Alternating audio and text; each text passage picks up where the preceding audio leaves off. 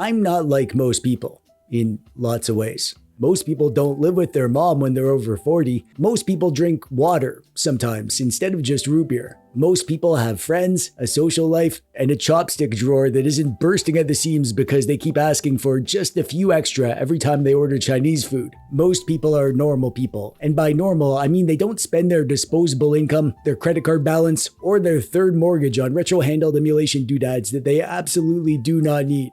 I envy those people, except when it comes to dancing. Most people suck at dancing. I'm fine with not being normal in that regard. It's the rest of my life where the normal people seem to have it figured out. But I can hear you already. TechDweeb, if most people don't have 100 handhelds, why don't you just have one or two? What do you even need all those handhelds for? And to that I'd say, who are you? My therapist? And then she'd say, yes, TechDweeb, I'm your therapist. You're in therapy right now. Please stop avoiding my questions. Which got me thinking, if my therapist doesn't get the handheld obsession and the rest of the normies don't get it either, then maybe I'm onto something. Maybe there's actually a reason to own a irresponsible number of retro emulation doodads. And maybe I'll tell you what that is in this video.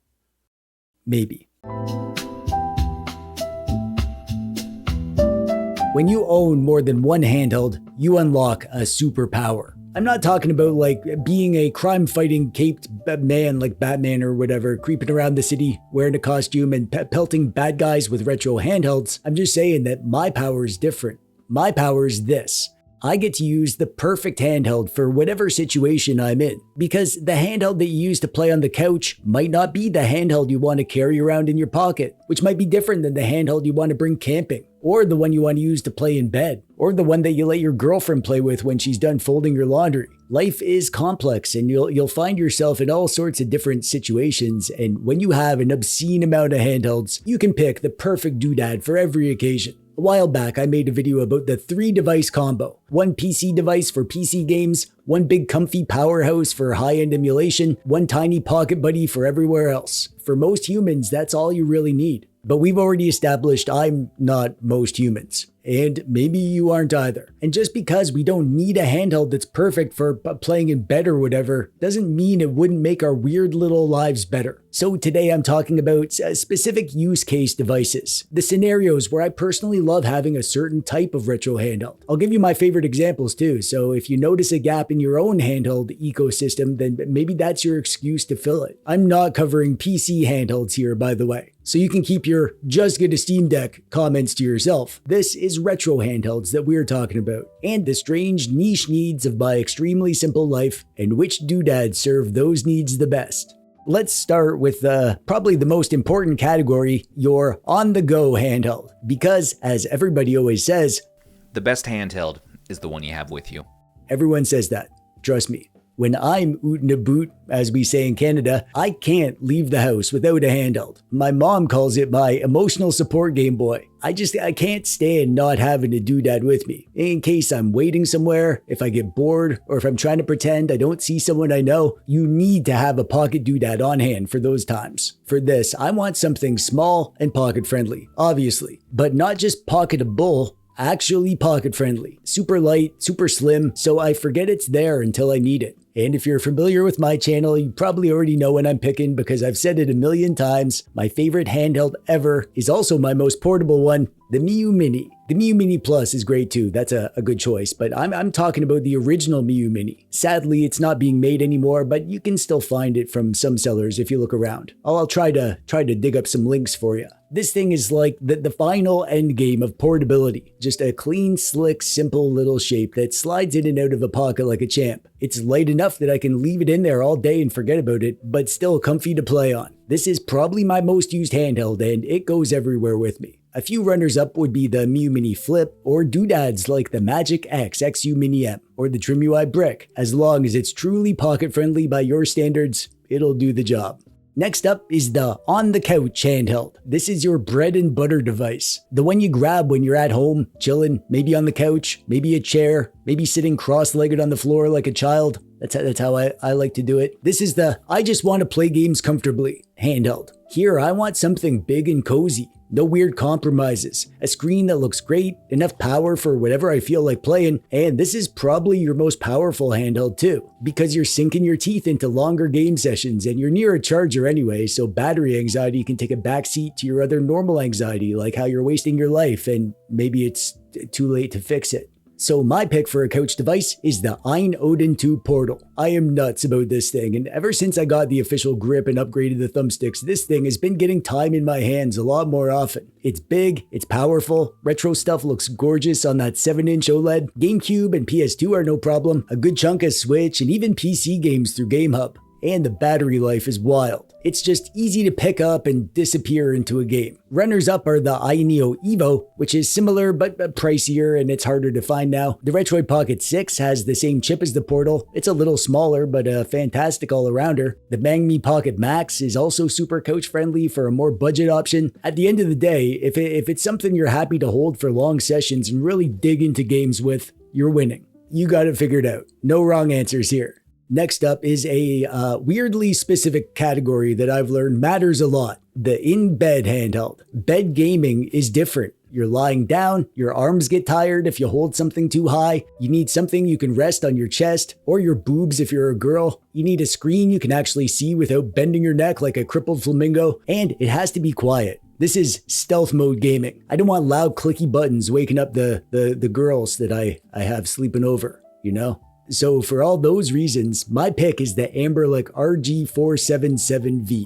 I love this thing in general, but it shines in bed. It's big enough that I don't have to hold it 2 inches from my eyeballs. The screen sits up nice and high, so I'm not craning my neck downward. It's powerful enough for GameCube and PS2, all the usual suspects, and since it's Android, I can also record gameplay on it. So this has become my main device that I use to record gameplay for my videos. The controls are quiet, the battery lasts a super long time, Bluetooth earbuds work great, the screen dims nice and low in the dark. It's all those tiny quality of life things that you don't think about until you're actually lying down playing games in bed. This is the doodad that fits this specific need the best, in my opinion, which is the best opinion. Runners up would be the Ayaneo DMG, but for the same reasons really, and the RG406V and the 405V, even the 40XX-V if you want a cheaper option. There are lots of verticals that fit this niche.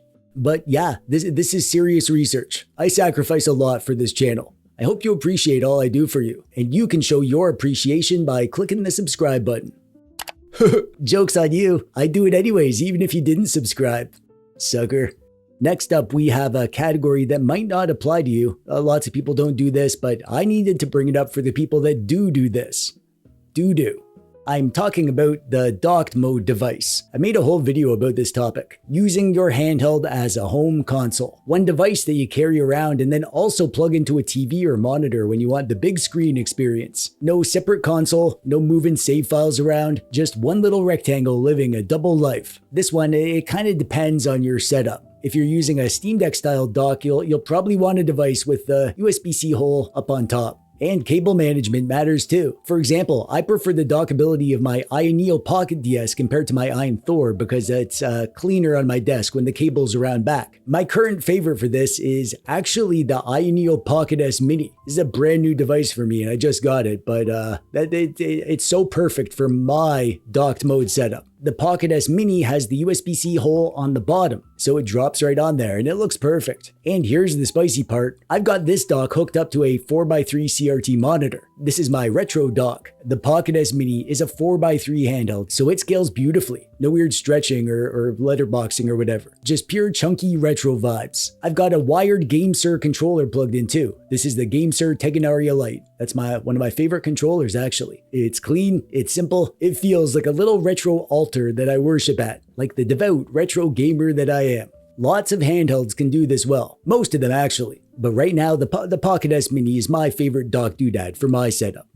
If you've been in this hobby long enough, you've hit this moment. You want a handheld with you, but you don't want to risk one of your precious little treasured doodads. Maybe it's camping, maybe it's the beach, maybe it's a questionable night on the town, maybe it's your neighbor's kid with sticky hands. What you need there is a beater handheld.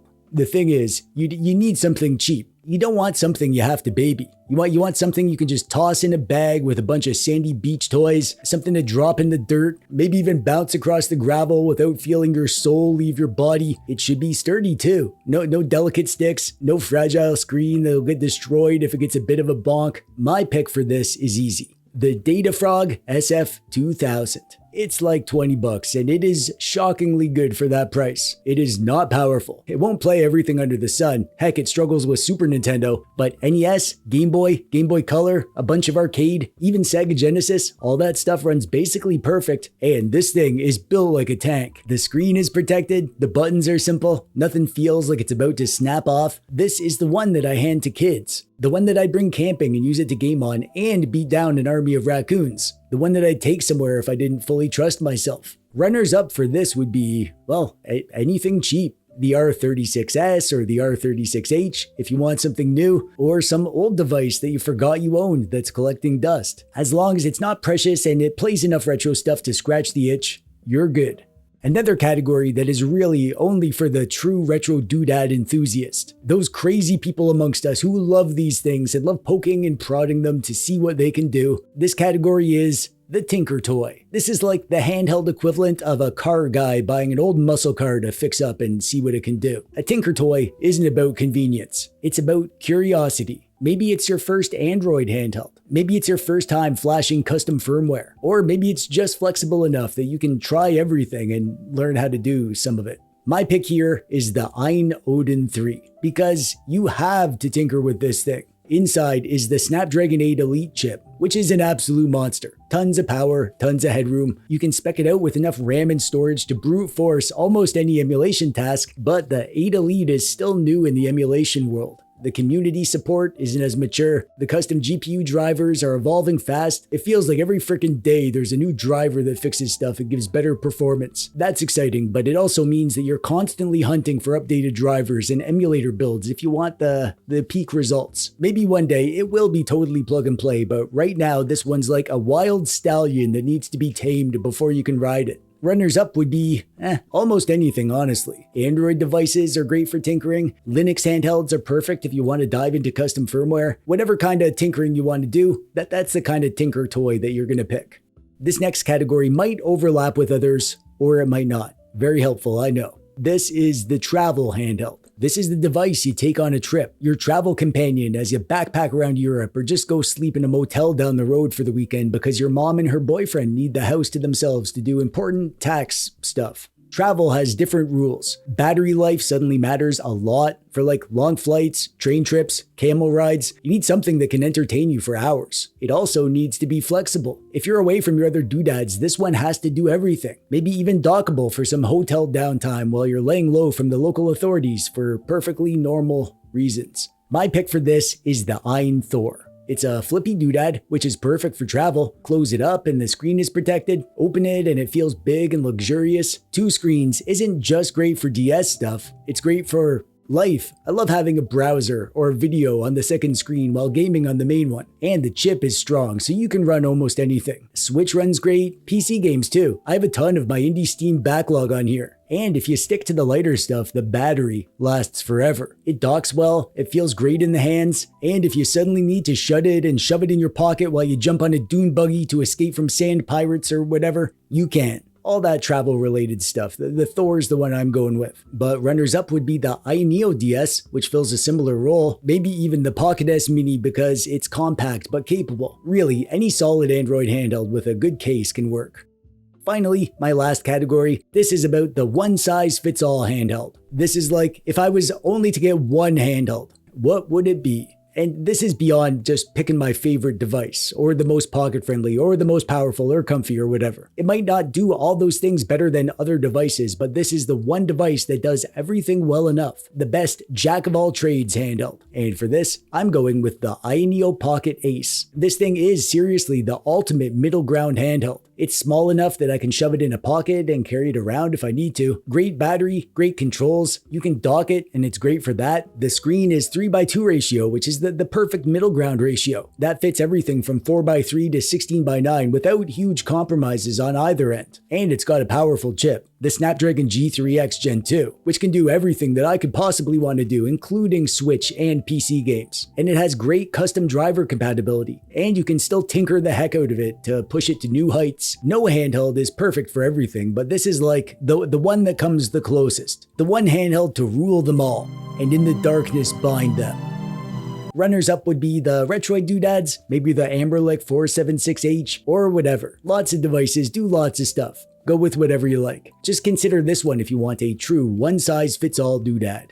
And that's it. Those are my categories. The strange little scenarios in my life that somehow require very specific plastic rectangles. I'd love to hear your picks, but even more importantly, what categories did I miss? What weird hyper-specific situations in your life demand their own dedicated doodad? Is there a waiting in the car while someone runs into a store handheld? A pretending to watch a movie but actually grinding RPG levels device? A family gathering survival mode handheld? Let me know in the comments. Alright, that's it for now. Go play a game you'll actually finish. Just kidding, I know you won't. I'm TechDweeb, thanks for watching, bye bye!